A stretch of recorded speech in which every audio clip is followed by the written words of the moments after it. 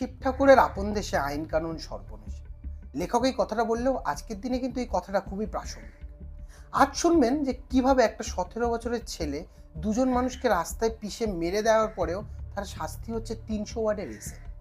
তো এতদিন আপনারা জানতেন যে টাকা থাকলে গাড়ি কেনা যায়, বাড়ি কেনা যায়, কিন্তু আজ জানবেন টাকা থাকলে আইন, ডাক্তার, পুলিশ সবার সাথে ছেলে খেলা যায়। তো চলুন শুরু করা যাক। 19 মে 2024 পুনের আশ্বিনী নগরে ঘটে এই ঘটনা। অনিশ ও আশ্বিনী নামে দুজন ছেলে আর মেয়ে, তারা কিনা যারা পুনেতে থাকতো অ্যাজ সফটওয়্যার ইঞ্জিনিয়ার, তারা কিন্তু বাইরের লোক, কিন্তু তারা পুনেতে চাকরির সূত্রে থাকতো। তারা রেস্টুরেন্ট থেকে ডিনার করে বাড়ি ফিরছিল, আর ঠিক তখনই একটা 2.5 থেকে 3 কোটি টাকার পোর্শে গাড়ি এসে তাদেরকে পিছন দিক থেকে একদম উড়িয়ে দেয়। তো আপনারা যেন অবাক হবেন, এই গাড়িটি চালাচ্ছিল একটা 17 বছরের নাবালক ছেলে, এবং গাড়িটির গতি ছিল প্রায় 180 থেকে 200 কিলোমিটার। তো আপনারা বুঝতে পারছেন এত স্পিডে এসে যখন একটা গাড়ি কোনো মানুষকে ধাক্কা মারে, স্পটেই কিন্তু আশ্বিনী প্রায় 20 ফুট দূরে পৌঁছে যায়, আর ওখানেই কিন্তু স্পটে আশ্বিনী মারা যায়। ওখানকার সাধারণ মানুষ দৌড়ে এসে অনিশকে বাঁচানোর চেষ্টা করে, কিন্তু ততক্ষণে মানে হসপিটালে যেতে যেতেই অনিশ কিন্তু এক্সপায়ার করে যায়। আর তারপরেই কিন্তু জনগণ কিন্তু ক্ষোভে ফেটে পড়ে, সেই বাচ্চাটাকে গাড়ি থেকে বের করে এবং তারা মারধর শুরু করে। কিন্তু তারপরে তারা বুঝতে পারে একটা নাবালক ছেলে, তো তারা কিন্তু সঙ্গে সঙ্গে পুলিশকে ডাকে। পুলিশ ওই জায়গাতে এসে ছেলেটাকে দেখেই কিন্তু চিনতে পারে এ কিন্তু জেসে ছেলে নয়, এর নাম হচ্ছে বেদান্ত আগরওয়াল। আর বেদান্ত আগরওয়ালের বাবাকে পুলিশ কিন্তু খুব ভালোভাবে চিনত। তাই তারা যে মুহূর্তে জানতে পারলো যে এটা বেদান্ত আগরওয়াল, তারা কিন্তু তাদের মাথায় একটা খেলা স্টার্ট করে দিল কীভাবে এই সিচুয়েশনটার থেকে ফায়দা তোলা যায়, কীভাবে এই ছেলেটাকে বাঁচানো যায়। তো এই বেদান্ত আগরওয়াল কিন্তু ব্রহ্মা রিয়েলিটির মালিক বিশাল আগরওয়ালের একমাত্র ছেলে, এবং এই বিশাল আগরওয়াল কিন্তু পুনের একজন খুব নামকরা বিল্ডার। এবং শুধু সে নয়, তার সাথে সাথে বেদান্তের যে দাদু মানে বিশাল আগরওয়ালের বাবা, সেও কিন্তু খুব পাওয়ারফুল একজন ব্যক্তি। তো বেদান্ত সবে 12th এক্সাম পাস করেছে, আর সেই খুশিটা সেলিব্রেট করার জন্য বেদান্ত তার কিছু বন্ধুদেরকে নিয়ে একটা পাবে যায়, এবং এই পাবেই কিন্তু প্রায় 48,000 টাকা, প্রায় 50,000 টাকার তারা শুধু ড্রিঙ্ক করে, মানে অ্যালকোহল তারা নেয়। এবং মানে আপনারা ভেবে দেখুন যে 50,000 টাকা রোজগার করতে একটা সাধারণ মানুষের কত সময় লাগে, কত দিন লাগে, আর এদের কাছে জাস্ট কয়েক ঘন্টায় তারা 50,000 টাকা উড়িয়ে আসে। তা আপনারা সিসিটিভিতে দেখতে পারবেন যে এরা প্রত্যেকে কিন্তু ড্রিঙ্ক করছিল, এবং ড্রিঙ্ক শেষ করার পরে বেদান্ত তার বন্ধুদেরকে নিয়ে ওই 3.5 কোটি টাকার পোর্শে গাড়ি, যেটা কিনা তার দাদু তাকে উপহার হিসেবে দিয়েছিল, সেই গাড়িতে করে সে আর তার বন্ধুরা কিন্তু যখন বেরিয়ে যায়, আর অত টাকার যখন অ্যালকোহল তাদের পেটে থাকে, তখন ভেবে দেখুন ওই গাড়িটা তখন আর গাড়ি ছিল না, ওই গাড়িটা কিন্তু তখন তাদের কাছে এরোপ্লেন হয়ে গেছিলো। তারা গাড়িটাকে আর রাস্তায় চালাচ্ছিল না, মনে ছিল না আকাশে সেই গাড়িটাকে তারা তখন ঘোরাচ্ছে। আর ঠিক এই সুপার কার, এই যে সুপার কার যে পোর্শে গাড়ি, সেই গাড়ি দিয়েই কিন্তু তারা রানিংয়ে ধাক্কা মারে অনিশ ও আশ্বিনী। তো এই ধাক্কা মারার ফলে কিন্তু বেদান্ত বা তার বন্ধুদের কিন্তু এক ফোঁটাও আঁচড় লাগে না। তার কারণ হচ্ছে এই যে 3.5 কোটি টাকার সুপার স্পোর্টস কার, এর সেফটি ফিচার্স কিন্তু খুব হাই ছিল, এবং ধাক্কা লাগার সঙ্গে সঙ্গে এয়ার ব্যাগ খুলে যায়, ফলে বেদান্ত আর তার বন্ধুরা কিন্তু পুরোপুরি সেফ থাকে। এদিকে অ্যাক্সিডেন্টের খবর যখন দুই ফ্যামিলির কাছে যায়, তাদের কাছে কিন্তু এটা একদম খুবই শকিং ছিল।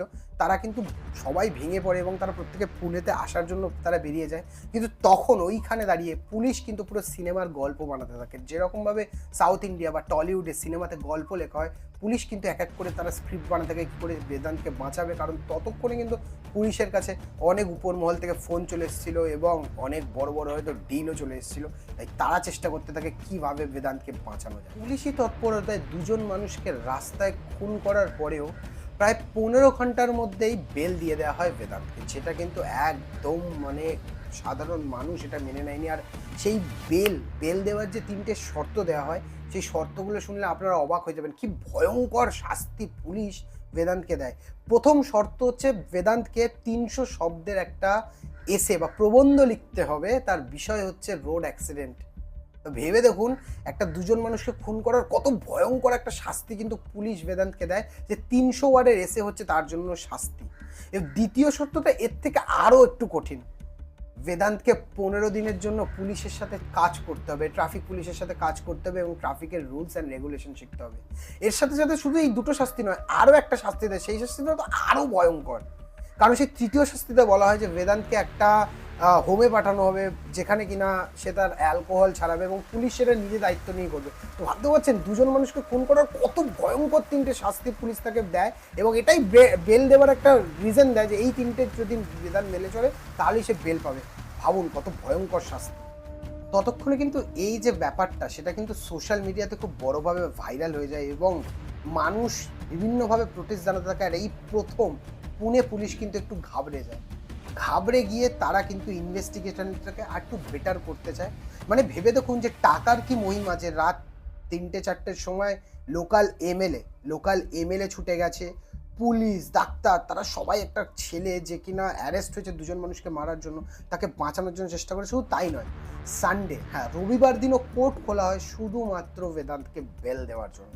তো ভেবে দেখুন যে টাকার কি খেলা, টাকার কি মহিমা। পুলিশ ছেলেটাকে বাঁচানোর জন্য যেটা করে সেটা হচ্ছে 10 থেকে 12 ঘন্টা পরে, মানে যখন ঘটনাটা ঘটে তার থেকে 10 থেকে 12 ঘন্টা পরে তার অ্যালকোহল টেস্ট করা হয়, তার রক্তের পরীক্ষার জন্য পাঠানো হয়। আর শুধু তাই নয়, যাতে তার ব্লাড টেস্টে অ্যালকোহলের পার্সেন্টেজ না পাওয়া যায় তার জন্য কিন্তু থানাতেই তাকে বার্গার পিৎজা এইসব খাবার খাওয়ানো হয়, যাতে সেগুলো অ্যালকোহলের সাথে মিশে যায় এবং বেদান্তের ব্লাডে কোনো রকম অ্যালকোহলের ট্রেস না পাওয়া যায়। কিন্তু তাতেও কিন্তু পুলিশ অ্যাসিওর হতে পারে না। কিন্তু যত টাকার অ্যালকোহল ওই মুহূর্তে বেদান্ত খেয়েছিল বা পান করেছিল, সেইটা পুলিশকে ভাবায় যে হয়তো এরপরেও হয়তো অ্যালকোহল টেস্টে কিছু পাওয়া যেতে পারে। তাই তারা ব্লাড স্যাম্পেল, অন্য একজনের ব্লাড স্যাম্পেল নেয় এবং সেটা চেঞ্জ করে, যে ডাক্তাররা টেস্ট করছিল তারা অন্য একজনের ব্লাড স্যাম্পেল কিন্তু এখানে এক্সচেঞ্জ করে। আর শুনে অবাক হয়ে যাবেন, যার ব্লাড স্যাম্পেল এখানে ইউজ করা হয় সে কিন্তু আর কেউ নয়, বেদান্তের মা। যে বেদান্তের মা কিনা সোশ্যাল মিডিয়াতে এসে তার ছেলেকে বাঁচানোর জন্য পুলিশের কাছে রিকোয়েস্ট করে এবং সোশ্যাল মিডিয়াতেই কান্নাকাটি করে মানে দেখাতে যায় যে তার ছেলে নির্দোষ। একবার ভেবে দেখুন সেই মায়ের কথা যে কিনা সদ্য হারিয়েছে তার সন্তানকে। তো পুলিশ যখন এইসব অপকর্মগুলো করছিল সেই খবর কিন্তু পুনের লোকেরা ভালোভাবে নেয়নি এবং বলা যেতে পারে মানুষের একতাতেই পুলিশ কমিশনার সে কিন্তু নিজেও ভয় পেয়ে যায় এবং তারপরে সে নিজে দায়িত্ব নিয়ে সুবিচার পাওয়ানোর আশ্বাস দেয়। এবং যে লোকাল এমএলএ যার কাছে ফোন গিয়েছিল এবং যে ভোট 6টার সময়তেই চলে যায়, সে কিন্তু নিজে টুইট করে জানায় যে সে খুব অ্যাক্টিভ একজন এমএলএ। সে দেখানোর চেষ্টা করে যে সে মানুষের পাশে আছে, কিন্তু অ্যাকচুয়ালি তার লক্ষ্য ছিল যে কোনো প্রকারে হোক বেদান্তকে বাঁচানো। তো কমিশনার দায়িত্ব নেওয়ার পরেই কিন্তু প্রথমবারের জন্য অ্যারেস্ট করা হয় বেদান্তের বাবা বিশাল আগরওয়াল। তারা অ্যারেস্টেড হয় এবং তারপরেই কিন্তু গল্পে এন্ট্রি নেয় বেদান্তের দাদু, যে কিনা এই সব কিছুর মাস্টার মাইন্ড ছিল। সেই মাস্টার মাইন্ড কিন্তু ঘরে বসে প্ল্যান করে, ঠিক সিনেমাতে যেরকম আমরা দেখেছি যে অন্য কেউ অ্যাক্সিডেন্ট করলে টাকা দিয়ে ড্রাইভারকে পাঠিয়ে দিয়ে তাকে পাঠানো হয়, বালিকা বাঁকড়া বানানো হয়, যাতে করে কিনা তাদের নিজেদের ছেলেরা বাঁচানো যায়। ঠিক মির্জাপুরের ওই লাইনটা মনে পড়ছে যেখানে কিনা মুন্না ত্রিপাঠী বলছে যে রাজকুমার কো জিন্দা रहना चाहिए। মানে এটাই হচ্ছে আসল ব্যাপার, যখন ললিতকে মেরে দেওয়া হয় রাজকুমার কো জিন্দা रहना चाहिए। তো ঠিক সেইটাই কিন্তু তার দাদু করে। কিন্তু ভাববেন না যে এখানে ড্রাইভারকে টাকা দেওয়া হয়েছিল, না, ড্রাইভারকে এখানে টাকা দেওয়া হয়নি, এখানেও টুইস্ট। ড্রাইভারকে মেরে ফেলার হুমকি দেওয়া হয়, তাকে লোক দিয়ে রাস্তায় পেটানো হয়, তার ফোন কেড়ে নেওয়া হয় যাতে করে সে পুলিশের কাছে স্বীকারোক্তি দেয় যে সে গাড়ি চালাচ্ছে। সে ড্রাইভার ভয়ে পড়ে সেটাই করে, কিন্তু পুলিশের চাপে সে নিজে স্বীকার করে যে তার দাদু তাকে ভয় দেখাচ্ছিল। ড্রাইভার কিন্তু এখন ওই জায়গায় নেই, সে কিন্তু পালিয়ে বেড়াচ্ছে, কারণ বলা যায় না বিশাল আগরওয়াল আর তার বাবা কোন সময় এই ড্রাইভারকে পৃথিবী থেকে উড়িয়ে দেবে। টাকা থাকলে সব কিছু ওরা করতে পারে। তো বেদান্তের এই কেসটা কিন্তু একমাত্র কেস নয়, এটা কিন্তু অনেক জায়গাতে ঘটে এবং এটা হিসাব অনুযায়ী একটা প্যাটার্ন। এই প্যাটার্ন হচ্ছে যতক্ষণ তোমার কাছে টাকা আছে, তোমার বাবার অনেক ক্ষমতা আছে, তাহলে কিন্তু তুমি হাজার অন্যায় করলেও তোমার জন্য 7 গুণ মাফ। কিন্তু যখন এটা ন্যাশনাল ইস্যু হয়ে যায় বা মানুষের একতা চলে আসে, তখনই কিন্তু আস্তে আস্তে এই জিনিসটা চেঞ্জ হতে থাকে। তো আজকের এই গল্পটাতে আপনারা নিজেরাই ভাবুন যে এই গল্পের দোষী কারা। আমরা সাধারণ মানুষরা কিন্তু বুঝতে পারছি যে দোষী কারা, কিন্তু পুলিশ প্রশাসন কিন্তু চোখে পট্টি বেঁধে আছে, তারা দেখতে পাচ্ছে না যে এইসবের জন্য দায়ী কারা।